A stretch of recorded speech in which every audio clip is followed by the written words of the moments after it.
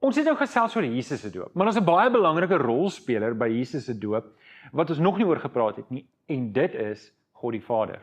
Hy was daar, en onthou ons het mekaar gesê, Jesus se doop is 'n voorbeeld vir ons doop.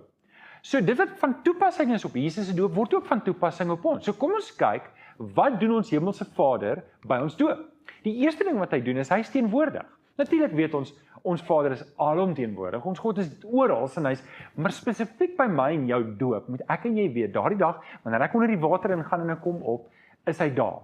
Ons lees in Lukas 3 vers 21 tot 22, dat die Vader iets spesifiek gesê het, toe Jesus gedoop is.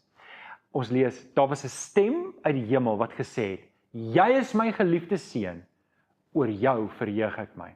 Wanneer ek en jy gedoop word, is dit as te ware of die Vader daar is, en sê, jy is my geliefde seun, en jy is my geliefde dogter, oor jou verheug ek my. Die tweede ding wat die Vader kom doen, is hy kom reinig ons gewete. In 1 Petrus 3 vers 19 tot 21, wat nog 'n teksgedeelte oor die doop is, lees ons die doop is nie 'n afwassing van die vuilheid van die liggaam nie, maar liewer 'n bede tot God en 'n skoon gewete.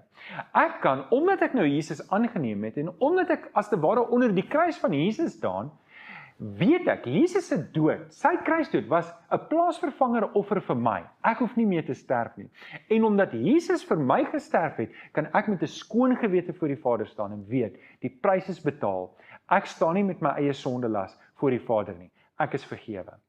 Die derde ding wat die Vader doen is hy kom gee vir ons sekerheid. Hy kom gee vir ons versekering, deurdat hy die Heilige Gees in ons harte sit. Romeine 8 sê, sy Gees roep saam met my gees, Abba, Vader. Sy Gees getuig saam met my gees, dat ek 'n kind van God is.